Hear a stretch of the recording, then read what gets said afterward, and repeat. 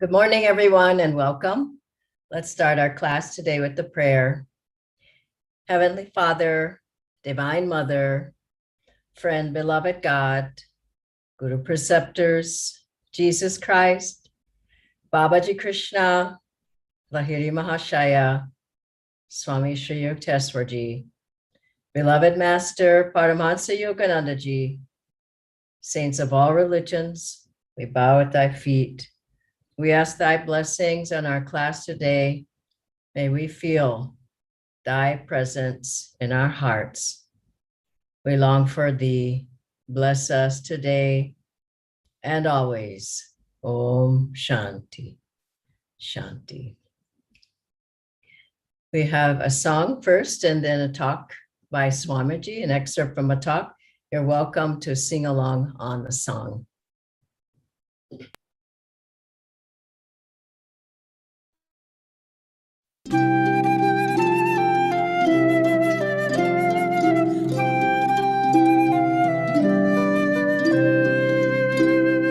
Lightly I fly when I live in laughter. Lightly I fly when my heart sings.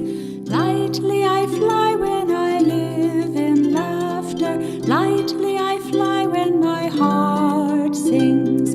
Fling to the ground every heavy burden. Now I can soar up above the clouds. Fling to the ground every heavy burden. Now I can soar up above the clouds. Lightly I fly when I live in laughter. Lightly I fly when my heart sings.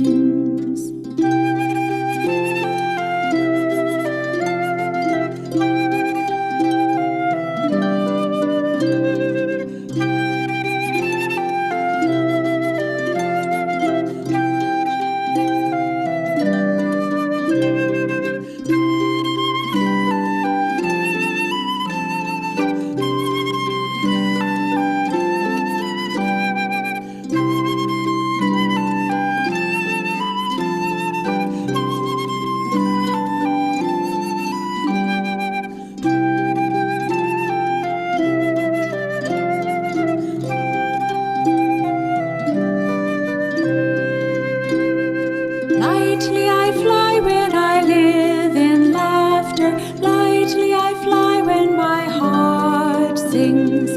Lightly I fly when I live in laughter. Lightly I fly when my heart sings. Fling to the ground every heavy burden. Now I can soar up above the clouds. Fling to the ground every heavy burden. Now I can soar up above the clouds. Lightly I fly when I live in laughter. Lightly I fly when my heart sings.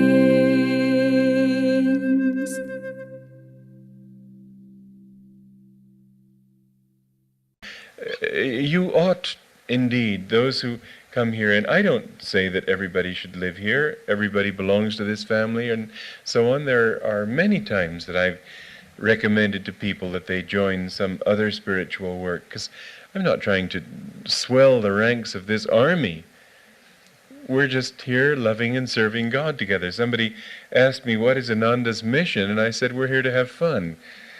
I meant much more than that, but I didn't want to say more because I don't like that sort of grandiose self-importance that people get into if they talk too much in terms of mission. But fun to me meant joy, and joy to me meant God, and so you can see that I meant much more.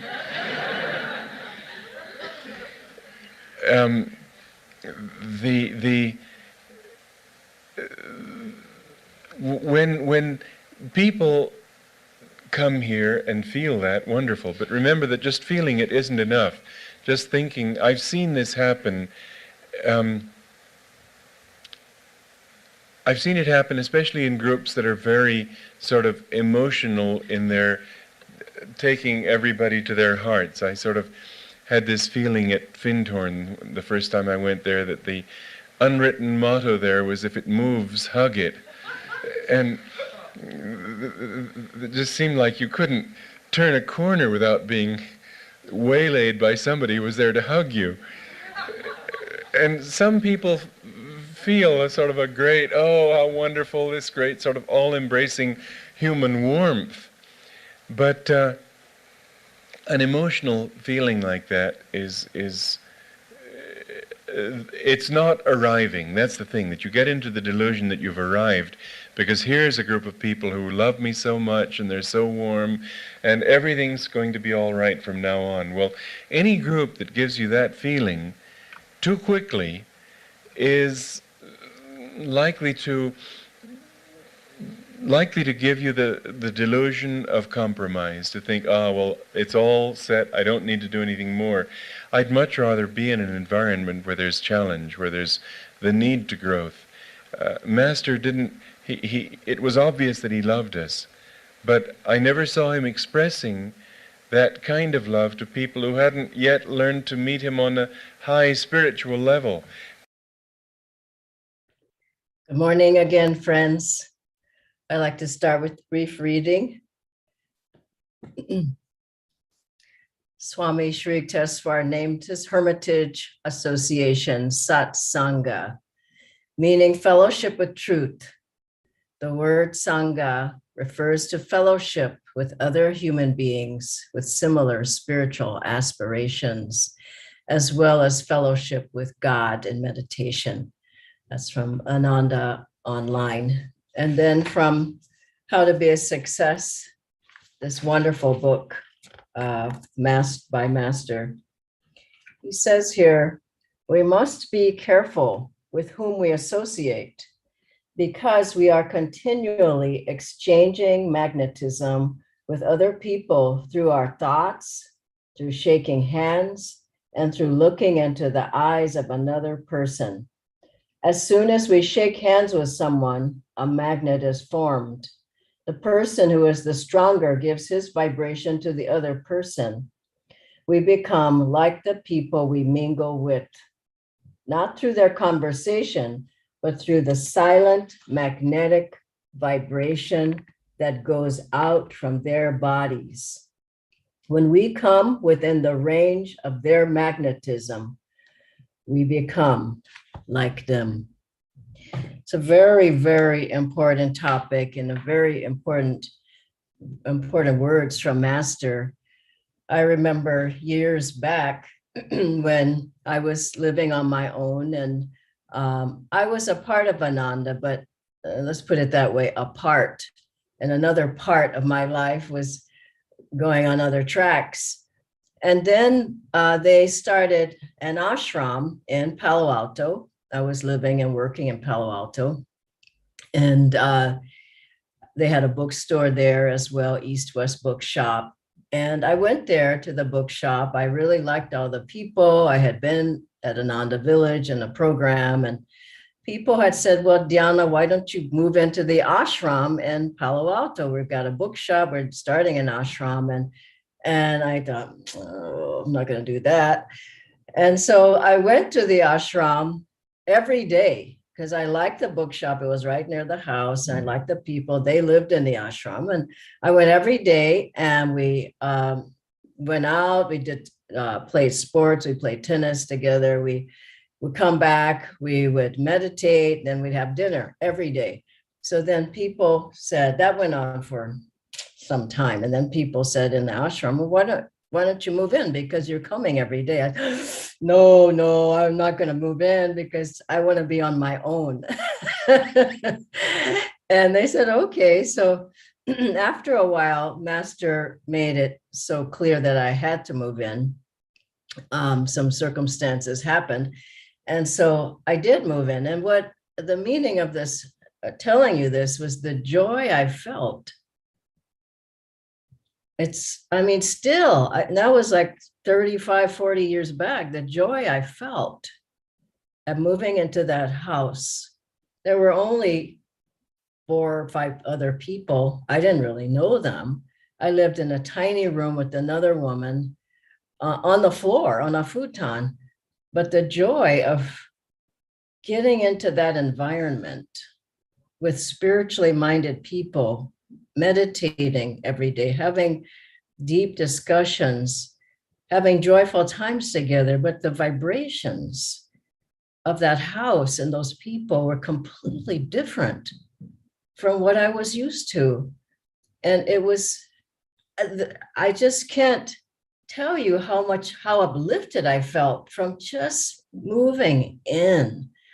And you can't always do that. And I've lived with Ananda ever since. But you can't always do that, but you can keep that vibration around you and seek it out and seek the company, seek satsang with other stronger devotees, seek it out at the centers, be a part of the vibration. Master told two disciples to come and visit him as much as they could. They were both very wealthy. It was Oliver Black and Rajasi. And they have many responsibilities. And one always came and one very rarely came. And Master said, look at him, he's bogging down and he doesn't know why. But it's because he doesn't come. People sit at home and they think, oh, I don't have to do anything. I'll just sit home and get the vibes. But as much as the more you can integrate and associate and dive into the vibrations of the Sangha and have satsang with others, it makes a huge, huge difference. I'm a complete believer because I just wanted to just not have satsang. But once I saw, I was actually drinking this nectar every day by being in association. And you can think of how much that helps you to progress spiritually. Your thoughts change into more positive thoughts. The worries, you say, I'm worried about this. You get in the satsang and you just step into the center. And our centers, you feel like, oh my gosh, your worries seem smaller. The problem seems smaller because it's just, there's a vibration, there's a blessing, there's a grace, there's joy, there's peace. It changes your consciousness to be in satsang. Don't think you can go on your own. And you can think of, even in different things in our worldly life, if you're a runner and you run with other runners, and I see them running here in Delhi, and it's beautiful to see. Sometimes there's 100 people there running through, on the streets preparing for a marathon. Then they're all helping each other. You see in an orchestra, which I played in, for a lot of years, and everybody's helping each other to play the right notes. I mean, you can't be off. And different things that you do, when there's healing prayers, you feel a vibration of satsang, of everyone praying. When you meditate together, the 8-hour meditation is coming up for Christmas, and you feel everyone is helping everyone else. It's satsang, kirtan. You feel there's a big energy that's just pushing everyone forward. Or you can be off on your own trying to make it by yourself. And so I was reading a very interesting book, by the way, about Rafa, Nadal, and then Federer. And the greatest tennis players, maybe that ever lived, I don't know, but they're certainly great tennis players. And Federer just retired. So I just watched a clip from his retirement time, and he was weeping. And Rafa, these are just great. They're just great people, not just tennis players. And he was weeping as well. And both of them were saying that the other one made them what they were, made them as good as they were because they had the competition. They became friends, but they kept spurring each other on to become better and better. And on the path, we're helping each other to become better and better. I remember I lived at Ananda House in San Francisco as well. And we, in the beginning years of that beautiful mansion, and there were 30 people in that house. And we got up like, it was 5 or 5:30, so everybody could be at the sadhana. And then we go meditate together downstairs in the meditation room in the basement. And I mean, you got up because you knew everybody else was getting up. Sometimes you didn't get up, but most of the time you got up. It was early morning, and you went down in the meditation room because you knew the other people were going to be there. And that satsang does that. It pushes you to do better instead of, oh, nobody's around, nobody sees me, so I won't meditate today, or I'll just do a short meditation, or I'll skip the energization. But when everybody's doing it, you just feel like, what's the problem? Because there's an energy pushing you forward. This is what we have to remember. Satsang, fellowship with others, pushes you forward. I'm just coming back from Ananda Pune. Wow, too much joy. I mean, there were people from, I think, 14 different cities, even from, I think, Spain and various places. But what a wonderful family we have to associate with such high souls. I just felt so uplifted just to be in their company. And there were days and days of programs. And then the same happened in Gurgaon and in Delhi, the Jyotish and Deviji's programs in Chandigarh and Calcutta. And now it's happening in Bangalore, then to be in Mumbai.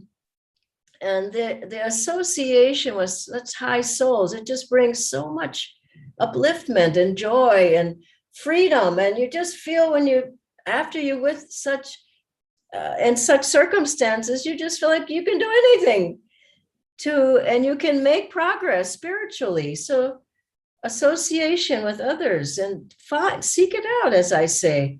And also through our books and music and that satsang. Master said he put his vibrations in Autobiography of a Yogi. When Swamiji said, I liked your book, he said, that's because I put my vibrations in it.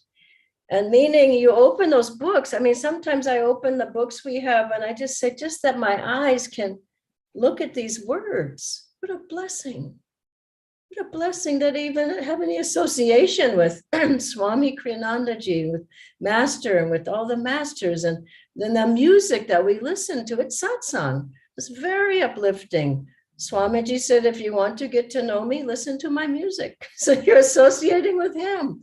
As you hear his music, you listen to other music, you're associating with that person, whoever it is. And so having the picture, looking in the eyes of the guru, just the final point is the guru's vibrations. That's the deepest satsang you can have with God and guru as you meditate, and just try to pierce through the darkness and just know that the master is there with you and he wants to meditate with you. And to those who think me near, he said, I am near. And in your meditation tonight or tomorrow, just try to just pierce through the darkness and see those eyes, the eyes of the guru, looking at you, helping you, blessing you, loving you. That's the highest satsang. And Lahiri Mahashayaji, he said, I'm with all those who practice Kriya, feel him with you. And to those who think me near, I'm near, as Master said. And Babaji, Lahiri Mahashayaji said of Babaji that anyone who calls with devotion to Babaji will receive an instantaneous blessing. What a high satsang with Babaji.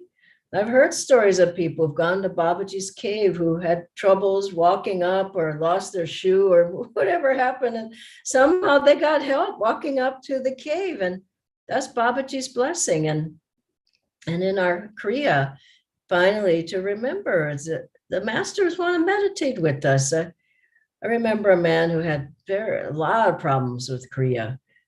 I just did the best I could to help him. This was in America, and he was so mental, he just couldn't feel anything. But then after about 3 months, I saw him again, and he asked me to check his Kriyas, and he was just weeping. And I said, what have you done? It's so different. You're doing Kriya now properly and deeply. And he said, well, I realized I had to ask Master to help me. I had to be with him to do my Kriya.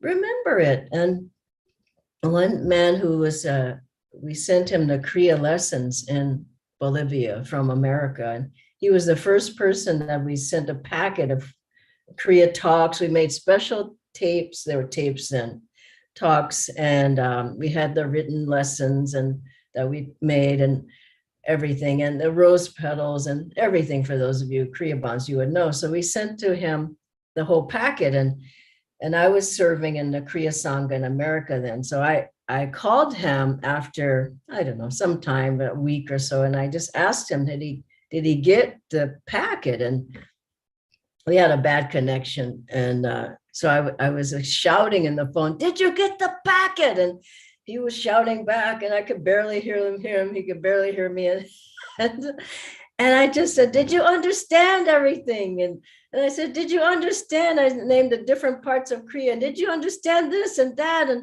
And then he finally said, I understood everything, because when I didn't, I prayed to Master, and a light appeared, and he told me what to do. And I just hung up the phone at that point. I thought, he doesn't need me. He's got a direct link with the Guru.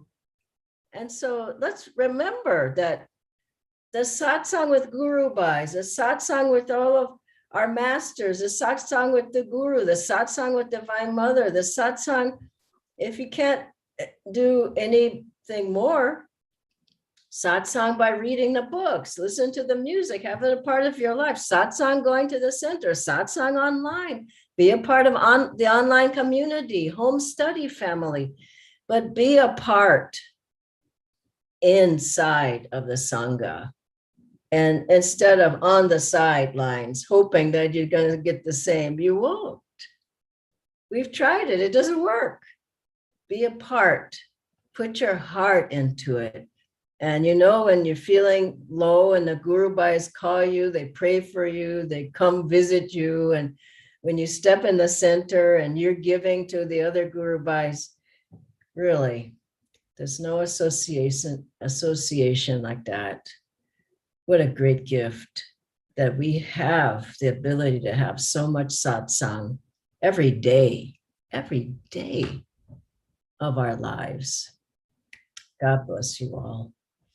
And I'll ask my friend and brother Nitendra to join me, and my Guru Bhai to join me. Thank you, Dhyanaji. We have a bunch of questions. The first one, Dhyanaji, is sometimes I feel that a particular topic of a satsang is also covered in some book. So is there additional value in attending such satsangs? Oh, come on now. I mean, really, you just get it from a book, or you get it from a person. I mean, if you're getting it from Master straight, even he sent people to other disciples for blessings, for Kriya initiation.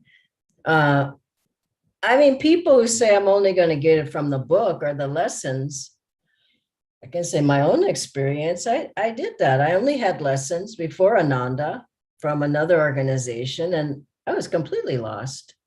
I learned energization from the lessons. I learned the Hangsa from the lessons. I learned the Om technique from the lessons. I learned the Kriya from the lessons. And I didn't know what I was doing until I got there with somebody can say, hey, that's not how you energize. You're not doing it right. What are you doing in meditation? You're sleeping. What are you doing over here? Your Kriyas are wrong. Let me check you. And so, good heavens, get with somebody who can help you. And the blessing of Ananda is we have so much help. We're all helping each other, supporting each other, encouraging each other. And we're more than willing to help you. And so both and, I would say, study, read, all of that, but get help. My goodness, if you have the help, if you like, I learned violin and the cello. So this is great cellist that I took lessons from after I had learned the cello from another teacher and, all of that. But as I was sitting with that cellist, my teacher, he was just sending this power into me that allowed me to play better. just sitting with him. He didn't say, stop, that note's wrong, that note's wrong. It was just this vibration that's just flowing into me. And I could play better because of that blessing, that vibration that was flowing from him.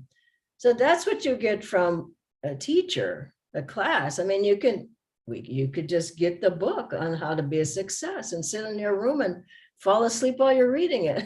Or you can come to the class. So better to read and come and associate with others.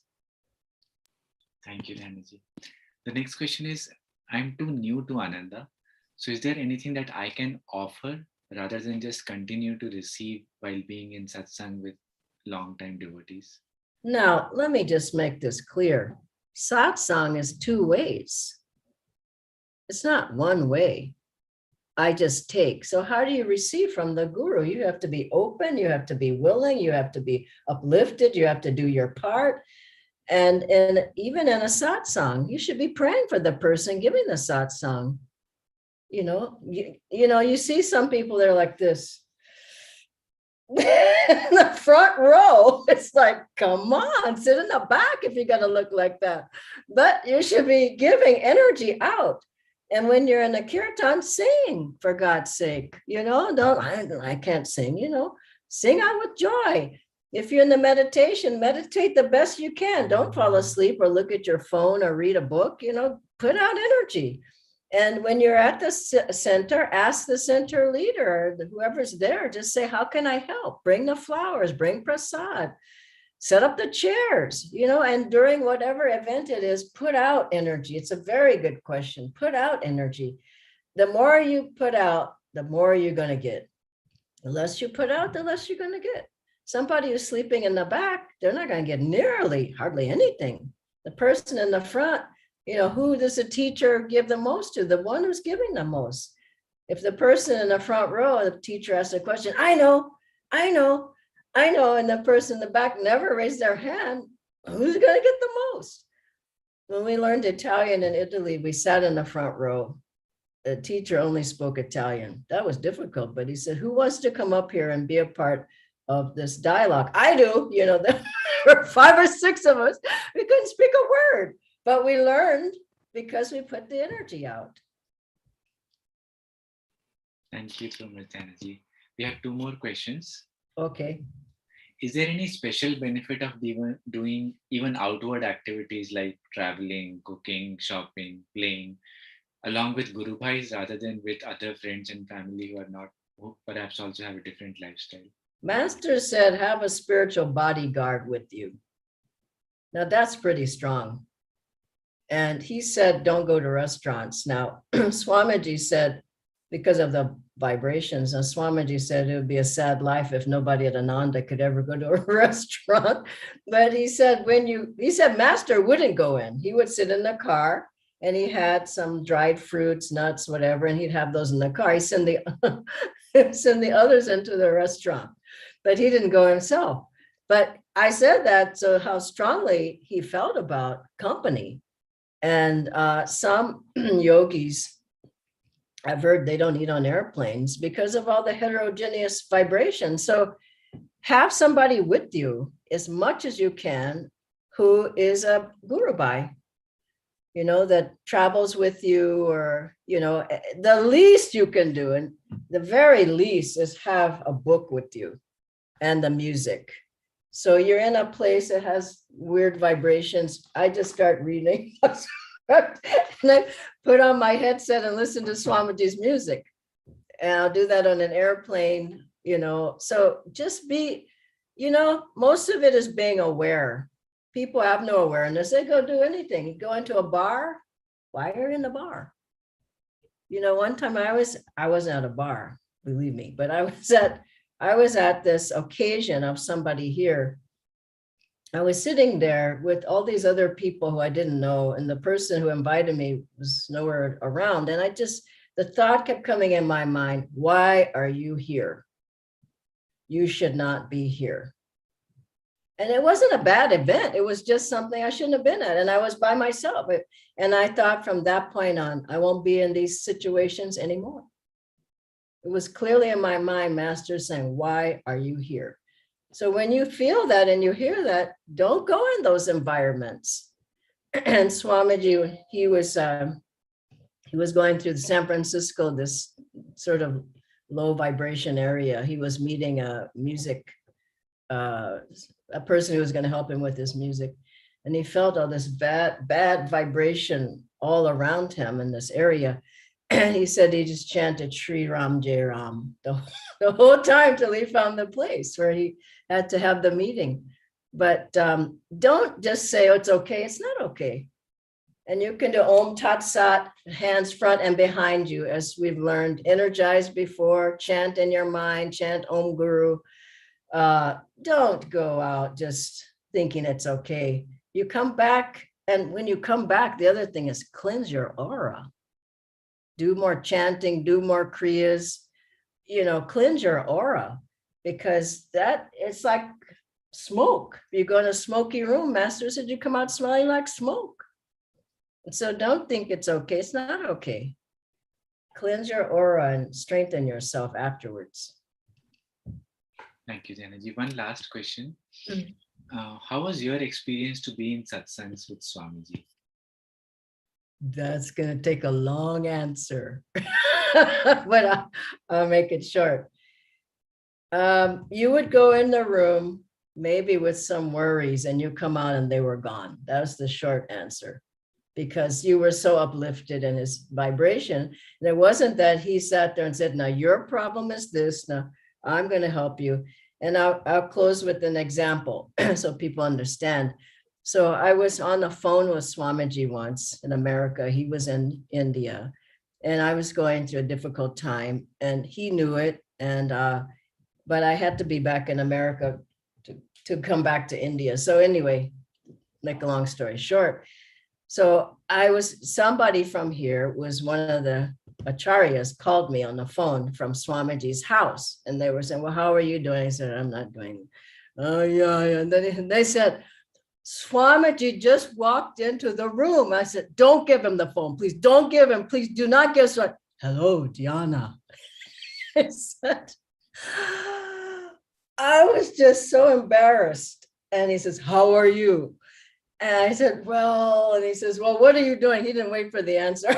What are you doing? He said, I tried to think of something positive. And I said, well, I'm reading your book, Swamiji. He says, which one? I said, well, I'm reading The New Path. What chapter are you on? And every time he talked to me, my energy was lifting up. I said, well, I'm reading that chapter. What do you like about that chapter? What's the best story? He talked to me for like 10 minutes until my energy was up. He felt I was fine. Then he said, bye-bye. And that was Swamiji's influence. Amazing, isn't it? Thank you, Dhyanaji. Okay, God bless you all. Have a wonderful day. Thank you, Natindra. Bye-bye.